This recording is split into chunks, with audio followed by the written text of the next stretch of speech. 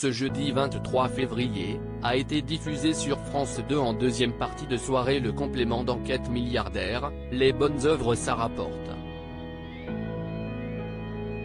Depuis quelques années, il est devenu fréquent de voir les plus riches de la planète céder une partie de leur fortune aux bonnes œuvres. Le magazine s'est donc intéressé de connaître les raisons de ces nouveaux philanthropes. Et au programme, on a pu notamment découvrir Marc Ladreit de la Charrière, le président de Fimalac, qui a souhaité céder ses parts. Il est actionnaire à hauteur de 40% au sein du groupe Barrière, a pu être interrogé par Tristan Walex au sein du musée du Quai Branly, auquel il a légué en 2018 une collection d'œuvres africaines et océaniennes. En termes de philanthropie, la France est placée 30e à l'échelle mondiale alors que nous sommes la 7e puissance économique au monde. Le milliardaire Marc Ladreit la Charrière mentionne que la générosité n'est pas suffisamment présente dans l'aide des Français.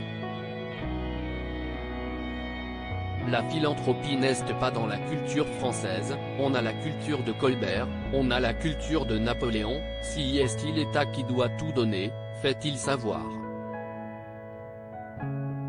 Alors que la France connaît un profond endettement, les entreprises ont un rôle complémentaire de l'État et doivent s'engager. Le président de Fimalac reconnaît que la culture est quelque chose d'important. Si est quelque part le ciment de la société, si est là où il y a toutes les valeurs de l'entreprise et du pays, si est là où il y a toutes les convictions qui sont nécessaires pour faire l'identité nationale. Notre-Dame de Paris, un exemple de la croissance de la philanthropie sur la fondation Louis Vuitton, sur laquelle le milliardaire a été interrogé. Il a répondu que Bernard Arnault a contribué à faire de Paris la première ville touristique au monde, participant ainsi au rayonnement culturel de la France.